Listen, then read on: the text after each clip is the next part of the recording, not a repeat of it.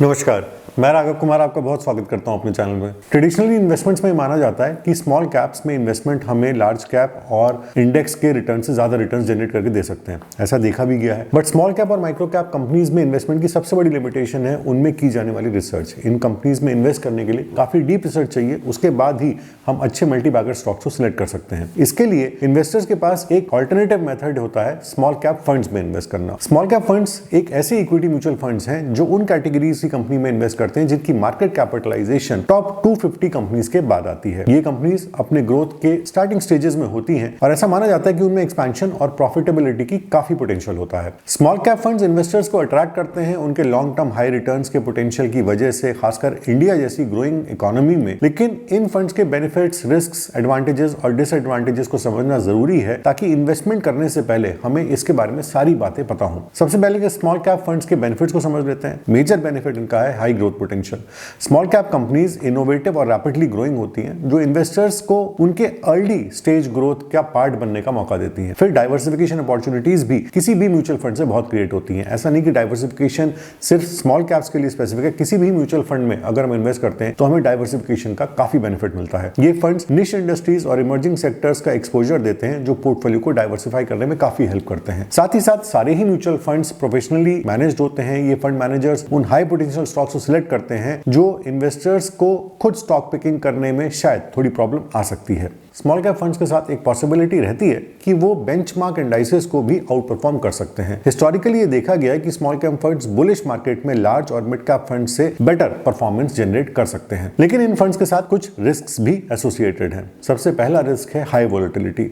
High volatility सिर्फ small cap funds ही नहीं बल्कि सारे ही स्मॉल कैप स्टॉक्स या उन स्टॉक्स में जिनमें लिक्विडिटी कम है, वोलेटिलिटी काफी ज्यादा क्रिएट हो सकती है। Small cap stocks market fluctuations और अनसर्टेनिटीज के लिए ज्यादा सेंसिटिव होते हैं जो प्राइस स्विंग्स को काफी इंक्रीज कर सकते हैं। साथ ही साथ इनमें लिक्विडिटी कंसर्न्स भी हो सकते हैं। इन कंपनीज के लो ट्रेडिंग वॉल्यूम्स की वजह से शेयर्स को जल्दी से बेचना या खरीदना थोड़ा सा डिफिकल्ट हो सकता है। इन कंपनीज का परफॉर्मेंस भी अनसर्टेन रह सकता है। हर स्मॉल कैप कंपनी सक्सेसफुल नहीं हो सकती। कुछ चैलेंजेस की वजह से ग्रोथ रुक भी सकती है। साथ ही साथ किसी भी म्यूचुअल फंड में हमें एक लॉन्ग टर्म कमिटमेंट चाहिए होता है जो कि स्मॉल कैप फंड्स में इन्वेस्ट करते समय ज्यादा इंपॉर्टेंट हो जाता है। मीनिंगफुल रिटर्न्स के लिए इन फंड्स को ज्यादा टाइम तक होल्ड करना पड़ सकता है और शॉर्ट टर्म वोलेटिलिटी को हैंडल भी करना पड़ेगा। यानी कि अगर हम इस स्मॉल कैप इंडस्ट्री की या स्मॉल कैप कंपनीज की पूरी ग्रोथ का फायदा उठाना चाहते हैं तो उसमें होल्डिंग पीरियड काफी ज्यादा मैटर करेगा। बट इन फंड्स में इन्वेस्ट करने के कुछ एडवांटेजेस भी हैं, जैसे कि लार्ज और मिड कैप फंड्स के कंपैरिजन में हाई रिटर्न्स का पोटेंशियल हमेशा रहता है जब भी हम स्मॉल कैप फंड्स में इन्वेस्ट करते हैं। और ग्रोइंग कंपनीज और इमर्जिंग सेक्टर्स की जो आने वाली अपॉर्चुनिटीज हैं उनको एक्सेस करने के लिए भी इन फंड्स में हमें बहुत हेल्प मिलती है। कुछ डिसएडवांटेजेस भी स्मॉल कैप फंड्स के इन्वेस्टिंग के साथ कनेक्टेड हैं, जैसे कि दूसरी इक्विटी फंड्स की कैटेगरीज के कंपैरिजन में ज्यादा रिस्की ये फंड्स हो सकते हैं और मार्केट सेंसिटिविटी के कारण पेशेंस और अंडरस्टैंडिंग की काफी जरूरत होती है। इस वीडियो में हम डिस्कस करेंगे इंडिया के टॉप 6 स्मॉल कैप फंड्स, उनकी परफॉर्मेंस, बेनिफिट्स, रिस्क्स और अलग अलग टाइप्स के इन्वेस्टर्स के लिए उनकी सूटेबिलिटी के बारे में। वीडियो के एंड तक आपको ये समझने में काफी हेल्प मिलेगी कि स्मॉल कैप फंड्स आपके फाइनेंशियल गोल्स और रिस्क टॉलरेंस के साथ अलाइन करते भी हैं या नहीं। आज के इस वीडियो में जो भी फंड्स मैं डिस्कस करूंगा उनके इंपॉर्टेंट हाइलाइट्स, जैसे कि उनका CAGR, क्या उनकी NAV है, किस तरह के उनके एग्जिट लोड्स हैं, क्या उनके एंट्री लोड्स हैं और कैसे रिटर्न्स उन्होंने अपने इन्वेस्टर्स को जनरेट करके दिए हैं। साथ ही साथ कौन से वो स्टॉक्स हैं जिनमें प्राइमरली उन फंड्स ने इन्वेस्ट कर रखा है, कौन से स्टॉक्स उन्होंने बेचे हैं, कौन से स्टॉक्स उन्होंने खरीदे हैं। ये सारी इंफॉर्मेशन से स्मॉल कैप फंड्स में इन्वेस्टिंग करने के लिए, जनरली म्यूचुअल फंड्स में इन्वेस्ट करने के लिए और स्टॉक मार्केट्स में भी इन्वेस्ट करने के लिए आपको काफी अच्छे स्टार्टिंग पॉइंट्स और हेल्प मिल सकती है। वीडियो में आगे बढ़ने से पहले आपसे रिक्वेस्ट है कि अगर आपको अच्छा लगे तो वीडियो को लाइक जरूर करिएगा। चैनल पे नए आए हैं तो चैनल को सब्सक्राइब करिए। आपका लाइक और सब्सक्राइब आपके लिए बिल्कुल फ्री है, लेकिन उससे हमें काफी हेल्प मिलती है। आज के जो फंड्स मैं आपके साथ डिस्कस करूंगा ये किसी भी ऑर्डर में नहीं है। ये वो फंड्स हैं जिन्होंने पिछले कुछ सालों में हाईएस्ट रिटर्न्स जनरेट करके दिए हैं। तो सबसे पहला आता है quant small cap fund direct plan growth. इस फंड की इंसेप्शन डेट है 1 जनवरी 2013, यानी कि करीब 11 साल 10 महीने हो चुके हैं इस फंड को शुरू हुए। ये एक इक्विटी स्मॉल कैप फंड है। इसके अंडर टोटल 26,331 करोड़ रुपीस के असेट्स अंडर मैनेजमेंट है। NAV इसकी 289.36 है। जिस समय आप ये वीडियो देख रहे हैं हो सकता है थोड़ी बहुत NAV ऊपर नीचे हो सकती है।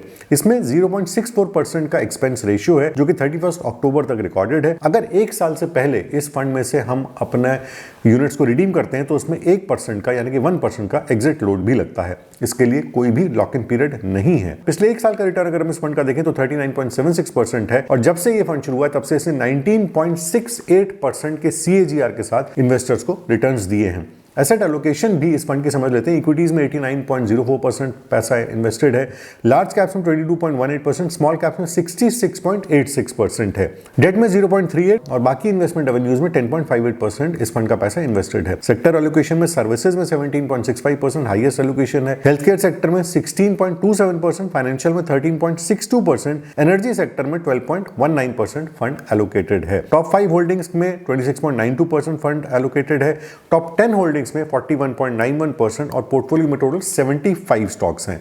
टॉप 5 होल्डिंग्स इस फंड की हैं Reliance Industries, Jio Financial Services Limited, Aegis Logistics, Aditya Birla Fashion and Retail Limited और बीकाजी फूड्स इंटरनेशनल लिमिटेड। पिछले महीने इस फंड ने Adani enterprises limited, Tata chemicals, EPL limited, Poly Medicure और बेयर कॉर्प साइंस लिमिटेड के स्टॉक्स खरीदे थे और टॉप 5 स्टॉक्स जो इन्होंने पिछले महीने बेचे थे उसमें आते हैं Balrampur Chini, HFCL, Reliance Industries, Jio Financial Services और Aditya Birla Fashion and Retail Limited. Sanjeev Sharma, Ankit Pandey और वसव सहगल इस फंड के टॉप मैनेजर्स हैं। नेक्स्ट आता है Nippon India small cap fund direct growth, जो कि अगेन एक इक्विटी स्मॉल कैप फंड है और 1 जनवरी 2013 को ही इस फंड की भी स्थापना हुई थी। 61,027 करोड़ रुपीस के असेट्स अंडर मैनेजमेंट इस फंड में है। इसकी NAV है 195.11। एक्सपेंस रेशियो यानी कि जब आप ज्वाइन करते हैं तो 0.68% का इसका एक्सपेंस रेशियो रहता है। हर साल इतना पैसा आपको फंड के मेंटेनेंस चार्ज के रूप में देना पड़ता है। निफ्टी स्मॉल कैप 250 इंडेक्स इसकी बेंचमार्क है। इसमें कोई लॉक इन पीरियड नहीं है, लेकिन अगर एक साल से पहले आप अपने पैसे को रिडीम करते हैं, अपनी यूनिट्स को रिडीम करते हैं तो 1% का एग्जिट लोड देना पड़ता है। पिछले एक साल के 36.37% के रिटर्न्स हैं और इंसेप्शन से अब तक 27.28% के CAGR से इसने इन्वेस्टर्स को रिटर्न दिए हैं। इक्विटी में 94.77% पैसा फंड का एलोकेटेड है, जिसमें से स्मॉल कैप में 70.09% पैसा है। कैपिटल गुड्स में 19.7%, फाइनेंशियल सेक्टर में 11.1%, सर्विसेज 9.34%, कंज्यूमर्स और हेल्थ केयर में करीब 8% फंड ने पैसा एलोकेट कर रखा है। टॉप होल्डिंग्स इस फंड की एज ऑफ 31 अक्टूबर है multi Commodity Exchange of India, HDFC bank limited, tube investments of India limited, अपार इंडस्ट्रीज और किर्लोस्कर ब्रदर्स लिमिटेड। साथ ही साथ 5 वो शेयर्स जो इन्होंने सबसे ज्यादा बाय किए हैं पिछले महीने में वो हैं axis bank limited, Asian paints limited, Gujarat fluorochemicals, Indigo paints और भारत हेवी इलेक्ट्रिकल्स लिमिटेड यानी कि BHEL। 5 शेयर्स जो इन्होंने सेल किए हैं उसमें आते हैं Vedanta, Gokuldas exports, Jindal saw, HUL और कोल इंडिया। नेक्स्ट फंड आता है Tata small cap fund direct growth. ये फंड करीब 6 साल पुराना है। अक्टूबर 19, 2018 में ये फंड शुरू हुआ था और इसके अंडर करीब 9,464 करोड़ के असेट्स अंडर मैनेजमेंट है। NAV फंड की है 47.11। पिछले एक साल में 40.92% का रिटर्न इस फंड ने दिया है और इंसेप्शन से अब तक 29.19% के CAGR से इसने इन्वेस्टर्स को रिटर्न दिए हैं। फंड के मैनेजर्स हैं चंद्र प्रकाश पडियार और जितेंद्र खत्री। टॉप 5 होल्डिंग्स जो इस फंड की हैं उसमें आते हैं BASF India, Kirloskar pneumatic, quest Corp, IDFC First bank और गोदरेज इंडस्ट्रीज लिमिटेड। 5 वो शेयर्स जो इस फंड ने टॉप सेलिंग करी है जिनमें पिछले महीने उसमें आते हैं Godrej Industries, PCBL, Quest Corp, Gujarat Pipavav और IDFC लिमिटेड। टॉप 5 शेयर्स जो उन्होंने पिछले महीने बाय किए हैं उसमें आते हैं again IDFC First Bank, Sundaram, Clayton, Kirloskar Pneumatic, Redington और Radico Khaitan Limited. Sector allocation में हाईएस्ट एलोकेशन इनकी फाइनेंशियल सेक्टर में 13.83%, फिर केमिकल्स, सर्विसेज और कैपिटल गुड्स में करीब 10 से 11% की इनकी फंड एलोकेशन है। इक्विटीज में 92.24% पैसा इनका एलोकेटेड है, जिसमें स्मॉल कैप में 84.26% यानी कि काफी हाई एलोकेशन स्मॉल कैप्स में इनकी है। Next is HSBC small cap fund direct growth. इस फंड को शुरू हुए करीब 10 साल हो चुके हैं। अप्रैल 2014 में ये फंड शुरू हुआ था और तब से अब तक करीब 16,920 करोड़ के इसके एसेट्स अंडर मैनेजमेंट है। NAV 96.3 रुपीस है। इसने 23% से थोड़ा ज्यादा का CAGR पिछले 10 सालों में अपने इन्वेस्टर्स के लिए दिया है। वेणुगोपाल मंगत और चीनू गुप्ता इसके मेन फंड मैनेजर्स हैं। एक्सपेंस रेशियो 0.68% का है। एग्जिट लोड इसमें 1% का है अगर हम 1 साल से पहले अपनी यूनिट्स को रिडीम करते हैं। इसमें एक और कंडीशन है, अगर आप 1 साल से पहले 10% से ज्यादा अपनी यूनिट्स रिडीम करते तो ही ये एक्सपेंस रेशियो देना पड़ता है। निफ्टी स्मॉल कैप 250 इंडेक्स इसके लिए बेंचमार्क है। टॉप 5 होल्डिंग्स में इसमें आते हैं Apar Industries, Aditya Birla Real Estate, Newland Laboratories, Kirloskar Pneumatic Company और BSE लिमिटेड। टॉप 5 शेयर्स जो उन्होंने पिछले महीने बेचे हैं उसमें आते हैं Trent Limited, Mahindra Lifespace Developers, JK Lakshmi Cement, Brigade Enterprises, KPIT Technologies. और टॉप 5 शेयर्स जो उन्होंने पिछले महीने बाय किए हैं उसमें आते हैं First source solutions, BSC, Kirloskar Pneumatic company, Oberoi realty, Nippon India India life asset management company. Capital goods में सबसे ज्यादा एलोकेशन है 17.81%, फिर financial services, construction, health care, materials technology और टॉप होल्डिंग्स में सबसे कम होल्डिंग इनकी है ऑटोमोबाइल सेक्टर में। 98.19% फंड का पैसा इक्विटीज में ही है, जिसमें से करीब करीब 75% पैसा स्मॉल कैप्स में इन्वेस्टेड है। Next on the list is Invesco India small cap fund direct growth. ये लॉन्च हुआ था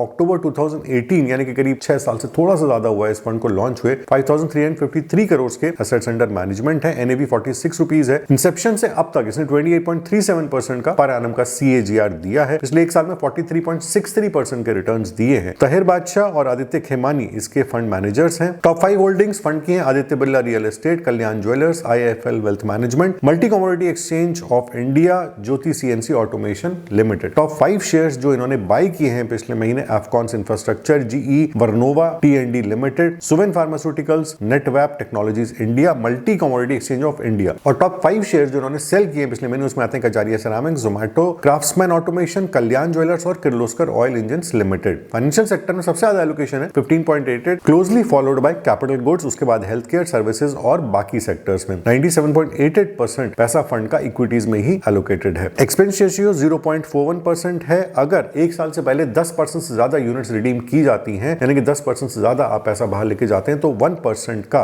एग्जिट लोड देना पड़ता है। नेक्स्ट है HDFC small cap fund direct growth equity small cap. 2013 1 जनवरी को ये फंड लॉन्च हुआ था। स्मॉल कैप इक्विटी फंड है। कैटेगरी वाइज ये हाई रिस्क फंड कैटेगरी में आता है। वैसे जितने भी इक्विटी फंड्स होंगे जो स्मॉल कैप कैटेगरी में आएंगे, वो सारे ही हाई रिस्क कैटेगरी में आएंगे। 33,500 करोड़ से ज्यादा के एसेट्स अंडर मैनेजमेंट है। 157 की NAV है। एक्सपेंस रेशियो 0.68% का है। एक साल से पहले अगर आप एग्जिट करते हैं तो 1% का एग्जिट लोड देना पड़ता है। लॉक इन पीरियड कोई भी नहीं है। पिछले एक साल में 29% का रिटर्न दिया है और इंसेप्शन से अब तक 21.19% के CAGR से ये फंड ग्रो हो रहा है। अमर कालकुंद्रिकर और चिराग सेतलवाद इसके फंड मैनेजर्स हैं। टॉप 5 होल्डिंग्स में जो कि 31 अक्टूबर तक हमारे सामने है, उसमें आते हैं फर्स्ट सोर्स सॉल्यूशंस लिमिटेड, E-क्लर्क Services, Bank of Baroda, Aster DM Health Care और सोनाटा सॉफ्टवेयर लिमिटेड। 5 सेक्टर्स जिसमें सबसे ज्यादा फंड एलोकेशन है। सर्विसेज में 22.85%, कैपिटल गुड्स नेक्स्ट है 12.14%, उसके बाद हेल्थ केयर, फाइनेंशियल और ऑटोमोबाइल। 93.21% पैसा फंड का इक्विटीज में ही है। लार्ज कैप्स में 3.89% और स्मॉल कैप्स में 81.29% फंड का पैसा इन्वेस्टेड है। टॉप 5 शेयर्स जो उन्होंने पिछले महीने खरीदे हैं, उसमें आते हैं the Anup Engineering, City Union Bank, first source Solutions, Red Tape और शारदा